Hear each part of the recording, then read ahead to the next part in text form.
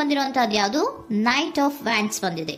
ಯಾವುದೋ ಕೆಲವೊಂದು ನಿರ್ಧಾರಗಳನ್ನ ಮಾಡ್ತಾ ಇರುವಂತಹದ್ದು, ಧೈರ್ಯದಿಂದ ಕೆಲವು ನಿರ್ಧಾರಗಳನ್ನ ನೀವು ಮಾಡ್ತಾ ಇರುವಂತಹದ್ದು ರೆಪ್ರೆಸೆಂಟ್ ಆಗ್ತಾ ಇದೆ. ಆಕ್ಷನ್ಸ್ ಅನ್ನ ತಗೋತಾ ಇರುವಂತಹದ್ದು ನಿಮಗೆ ರೆಪ್ರೆಸೆಂಟ್ ಆಗ್ತಾ ಇದೆ ಬಾಟಮ್ ಆಫ್ ದ ಡಕ್ ಅಲ್ಲಿ. ಓಕೆ, ಇನ್ ನಿಯರ್ ಪಾಸ್ಟಿನಲ್ಲಿ ಏನಾಗಿದೆ? ನಿಮ್ಮ ಲವ್ ಲೈಫಿನ ವಿಚಾರವಾಗಿದ್ರೆ ದ ಫೂಲ್ ಕಾರ್ಡ್ ರೆಪ್ರೆಸೆಂಟ್ ಆಗಿದೆ. ತುಂಬಾನೇ ಚೆನ್ನಾಗಿದೆ, ಜಾಯ್ಫುಲ್ ಆಗಿತ್ತು, ಬಿಗಿನಿಂಗ್ ತುಂಬಾ ಚೆನ್ನಾಗೇ ಇದೆ. ಕಾರ್ಡ್ ಬಂದಿರುವಂತಹದ್ದೇನು? ವೀಲ್ ಆಫ್ ಫಾರ್ಚೂನ್ ಬಂದಿದೆ. ಸೊ ನಿಮ್ಮ ಲವ್ ಲೈಫಿನ ವಿಚಾರವಾಗಿ ನೀವು ಕೆಲವೊಂದು ಬದಲಾವಣೆಗಳನ್ನ ನೀವು ಮಾಡ್ಕೊಂಡಿರುವಂತಹದ್ದು ಇಲ್ಲಿ ರೆಪ್ರೆಸೆಂಟ್ ಆಗ್ತಾ ಇದೆ. ಕ್ವೀನ್ ಆಫ್ ಕಪ್ಸ್ ಏನನ್ನ ರೆಪ್ರೆಸೆಂಟ್ ಮಾಡುತ್ತೆ? ಸೊ ಕ್ವೀನ್ ಆಫ್ ಕಪ್ಸ್ ನೀವು ಯಾಕೆ ಬದಲಾವಣೆಗಳನ್ನ ಮಾಡ್ಕೊಂಡಿದ್ದೀರಾ? ಕೆಲವೊಂದು ರೀತಿಯ ಸ್ಟೇಬಲ್ ಇರಬೇಕು, ಬಹಳ ಕೇರ್ ಅನ್ನ ಮಾಡ್ತಾ ಇರುವಂತಹದ್ದು, ಲವ್ ಲೈಫಿನ ವಿಚಾರವಾಗಿ ಬಹಳಷ್ಟು ಇಂಟ್ರೆಸ್ಟ್ ಅನ್ನ ತಗೊಂಡಿರುವಂತಹದ್ದು ನಿಯರ್ ಪಾಸ್ಟಿನಲ್ಲಿ ರೆಪ್ರೆಸೆಂಟ್ ಆಗ್ತಾ ಇದೆ. ಓಕೆ, ಎಟ್ ಪ್ರೆಸೆಂಟಿನಲ್ಲಿ ಯಾಕೋ ನಿಮ್ಮಲ್ಲಿ 2 ಆಪ್ಷನ್ಸ್ಗಳಿರುವಂತಹದ್ದು ರೆಪ್ರೆಸೆಂಟ್ ಆಗ್ತಾ ಇದೆ. ಯಾಕೋ 2 ಆಲೋಚನೆಗಳನ್ನ ನೀವು ಮಾಡ್ತಾ ಇರುವಂತಹದ್ದು ಅಟ್ ಪ್ರೆಸೆಂಟಿನಲ್ಲಿ ರೆಪ್ರೆಸೆಂಟ್ ಆಗ್ತಾ ಇದೆ. 2 ಆಯ್ಕೆಗಳು ನಿಮ್ಮಲ್ಲಿ ಇರುವಂತಹದ್ದು, 2 ಆಲೋಚನೆಗಳನ್ನ ಮಾಡ್ತಾ ಇರುವಂತಹದ್ದು, ಏನೋ ಒಂದು ರೀತಿಯ ಕನ್ಫ್ಯೂಷನ್ಸ್ ಅಲ್ಲಿ ಇರುವಂತಹದ್ದು ನಿಮ್ಮ ಲವ್ ಲೈಫ್ ನ ವಿಚಾರವಾಗಿ ರೆಪ್ರೆಸೆಂಟ್ ಆಗ್ತಾ ಇದೆ. ಓಕೆನಾ? ಸೆಕೆಂಡ್ ಕಾರ್ಡ್ ಯಾವ್ದು ಬಂದಿದೆ? 10 ಆಫ್ ಕಪ್ಸ್ ಬಂದಿದೆ. ಸೊ 10 ಆಫ್ ಕಪ್ಸ್ ನಿಮ್ಗೆ ಫುಲ್ಫಿಲ್ಮೆಂಟ್ ಇರುತ್ತೆ, ಸಮಾಧಾನ ಇರುತ್ತೆ, ಖುಷಿಯಾಗಿರುತ್ತೆ ಅನ್ನೋದು ನೀವು ಆಲೋಚನೆಯನ್ನ ಮಾಡಿದ್ರಿ. 2 ಆಯ್ಕೆಗಳಲ್ಲಿ ಯಾವ್ದನ್ನ ಸೆಲೆಕ್ಟ್ ಮಾಡಬೇಕು?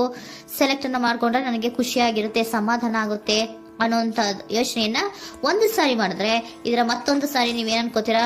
ಏನಾದ್ರು ನನಗೆ ಇದರಿಂದ ಮೋಸ ಆಗುತ್ತಾ, ಅಥವಾ ಇದರಿಂದ ನನಗೇನಾದ್ರು ತೊಂದರೆ ಆಗುತ್ತಾ, ನನ್ನನ್ನು ನಾನು ರಕ್ಷಣೆ ಮಾಡ್ಕೋಬೇಕಾಗತ್ತಾ ಅನ್ನೋಂತಹ ಆಲೋಚನೆಯನ್ನು ಕೂಡ ನೀವು ಮಾಡುವಂತದ್ದು ರೆಪ್ರೆಸೆಂಟ್ ಆಗ್ತಾ ಇದೆ. ಯಾಕೋ ನಿಮ್ಮಲ್ಲಿ ಸಮಾಧಾನ ಇಲ್ಲ, ಕನ್ಫ್ಯೂಷನ್ಸ್ ಇದೆ, 2 ಆಯ್ಕೆಗಳು, ಯಾವ ನಿರ್ಧಾರವನ್ನ ಮಾಡಬೇಕು ಗೊತ್ತಾಗ್ತಿಲ್ಲ.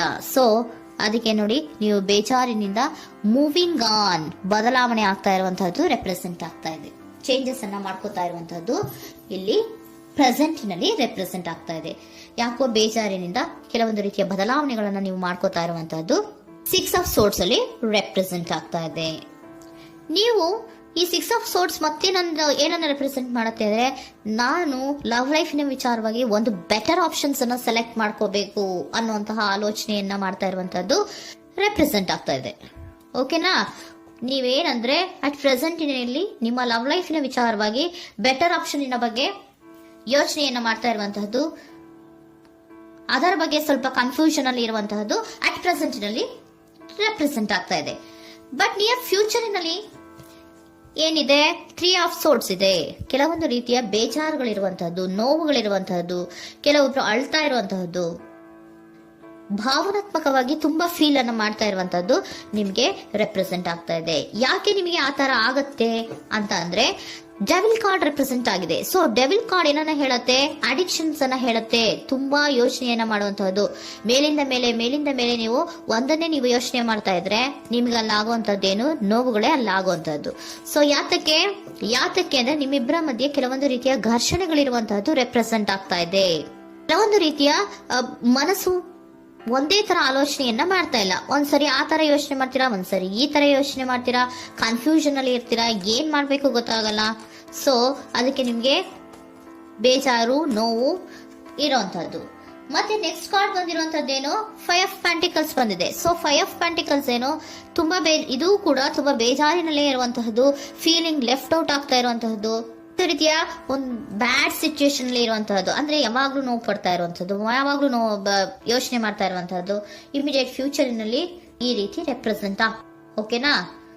ಸೊ ದ ಮೂನ್ ಕಾರ್ಡ್ ಏನನ್ನ ರೆಪ್ರೆಸೆಂಟ್ ಮಾಡುತ್ತೆ ಅಂದ್ರೆ, ರಿಯಾಲಿಟಿಯ ಕಡೆಗೆ ಹೆಚ್ಚು ಗಮನ ಕೊಡದೇ ಇರುವಂತಹದನ್ನ ರೆಪ್ರೆಸೆಂಟ್ ಮಾಡುತ್ತೆ. ಓಕೆನಾ? ಇದಿಷ್ಟು ನಿಮ್ಮ love reading. Next angel guidance ನಿಮ್ಗೆ ಏನ್ ಕೊಡ್ತಾರೆ ಅನ್ನೋದನ್ನ ನೋಡೋಣ. ನೋ ಅನ್ನೋಂತ ಆನ್ಸರ್ ಅನ್ನ ಕೊಡ್ತಾ ಇದ್ದಾರೆ. So no, not the right time. ನೀವೇನು ಕೂಡ ಈ ಕನ್ಫ್ಯೂಷನ್ ಅಲ್ಲಿ ಇದ್ದಾಗ ಯಾವುದೇ ರೀತಿಯ ಡಿಸಿಷನ್ಸ್ ನ ಮಾಡೋದಕ್ಕೆ ಇದು ಕರೆಕ್ಟ್ ಆಗಿರುವಂತಹ ಟೈಮು ಅಲ್ಲ. Perfect timing. So perfect timing ಅನ್ನ ಬಂದಾಗ ನೀವು ಕೆಲವೊಂದು ರೀತಿಯ ಡಿಸಿಷನ್ಸ್ ಅನ್ನ ಮಾಡ್ಬೇಕಾಗತ್ತೆ. ಯಾವಾಗ ಅಂದ್ರೆ ನೀವು ಮನಸ್ಥಿತಿಯನ್ನ ನೀಟಾಗಿ ಇಟ್ಕೊಂಡಾಗ, ಕೆಲವೊಂದು ರೀತಿಯ ಕನ್ಫ್ಯೂಷನ್ಸ್ ಇಂದ ನೀವು ಆಚೆ ಬಂದಾಗ, ಯಾವಾಗ ನೀವು ಕ್ಲಿಯರ್ ಥಿಂಕಿಂಗ್ ಅನ್ನ ಮಾಡ್ತೀರಾ ಅದು ಪರ್ಫೆಕ್ಟ್ ಟೈಮಿಂಗ್. ಸೊ ಆಗ ನಿಮ್ಗೆ ಕೆಲವೊಂದು ರೀತಿಯ ಫರ್ಗಿವ್ನೆಸ್ ಅನ್ನೋದು ಇರುತ್ತೆ ಅನ್ನೋದನ್ನ ಏಂಜಲ್ ಗೈಡೆನ್ಸ್ ನಿಮ್ಗೆ ಹೇಳ್ತಾ ಇದ್ದಾರೆ. ಸೊ ಹಾಗಿದ್ರೆ ಸರೆಂಡರ್ ಕಾರ್ಡ್ಗಳು ನಿಮ್ಗೆ ಏನ್ ಹೇಳುತ್ತಾರೆ ಅನ್ನೋದನ್ನ ನೋಡೋಣ. Surrender to your soul path. Your life journey has been perfectly designed for your soul growth. Embrace every lesson and every moment. ನಮ್ಮ ಜೀವನದಲ್ಲಿ ಬರುವಂತಹ ಎಲ್ಲಾ ಕೆಲವೊಂದು ಮೂಮೆಂಟ್ಗಳನ್ನ ನಾವು ಪರ್ಫೆಕ್ಟ್ ಆಗಿ ದೇವರು ಡಿಸೈನ್ ಮಾಡಿರ್ತಾರೆ. ಅದಂದ್ರೆ ನಮ್ಮ ಲೈಫಿನಲ್ಲಿ ಏನೇನ್ ಆಗ್ಬೇಕು ಅನ್ನೋದನ್ನ ಮುಂಚೆಯೇ ದೇವರು ಬರ್ದಿರ್ತಾರೆ. ಸೊ ಅದು ಹಾಗೆಯೇ ನಡೀತಾ ಇರುತ್ತೆ. ಓಕೆನಾ? ನಾವು ನಮ್ಮ ಲೈಫ್ ನಲ್ಲಿ ಬರುವಂತಹ ಪ್ರತಿಯೊಂದು ಲೆಸನ್ಸ್ ಅಥವಾ ಪಾಠಗಳೇನಿರುತ್ತೋ ಅಥವಾ ನಾವು ಏನನ್ನ ನಮ್ಮ ಜೀವನದಲ್ಲಿ ಬರ್ತಾ ಇರುತ್ತೋ ಅದು ಒಂದು ನಮಗೆ ನಮ್ಮ ಲೈಫಿನಲ್ಲಿ ಒಂದು ಲೆಸನ್ ತರ. ಸೊ ಅದನ್ನ ನಾವು ಎವ್ರಿ ಮೂಮೆಂಟ್ ಅನ್ನ ಕೂಡ ನಾವು ಎಂಬ್ರೇಸ್ ಸ್ವೀಕರಿಸಬೇಕು. ಯಾವಾಗ್ಲೂ ಕೂಡ ಅದನ್ನು ಸ್ವೀಕರಿಸಿಕೊಂಡು ಮುಂದೆ ಮುಂದೆ ಹೋಗ್ತಾ ಇರಬೇಕು. ಪ್ರತಿ ನಿಮಿಷವೂ ಕೂಡ ಒಂದೊಂದು ರೀತಿಯ ನಮಗೆ ಪಾಠ ಇದ್ದ ಹಾಗೆ ಅಂತ ಹೇಳ್ತಾ ಇದ್ದಾರೆ. Surrender unhealthy relationship. Surrender unhealthy relationship. Let go a relationship that don't serve you, including unavailable or toxic people. You deserve to be treasured by others and to be surrounded by positive people. Unhealthy relationship ನ ಕಡೆಗೆ ಹೆಚ್ಚು ಗಮನವನ್ನ ಕೊಡಬೇಡಿ. ಈ toxic people ನ ಕಡೆಗೆ ಹೆಚ್ಚು ಗಮನವನ್ನ ಕೊಡಬಾರ್ದು. So ಯಾವಾಗ್ಲೂ ನಾವು ಪಾಸಿಟಿವ್ ಆಗಿ ಥಿಂಕ್ ಮಾಡುವಂತಹ, ಪಾಸಿಟಿವ್ ಆಗಿ ಆಲೋಚನೆ ಮಾಡುವಂತಹ ಜನಗಳ ಜೊತೆಯಲ್ಲಿಯೇ ನಾವು ಹೆಚ್ಚು ಇರಬೇಕು ಅನ್ನೋದನ್ನ ನಿಮಗೆ ಸರೆಂಡರ್ ಕಾರ್ಡ್ ಹೇಳ್ತಾ ಇದ್ದಾರೆ.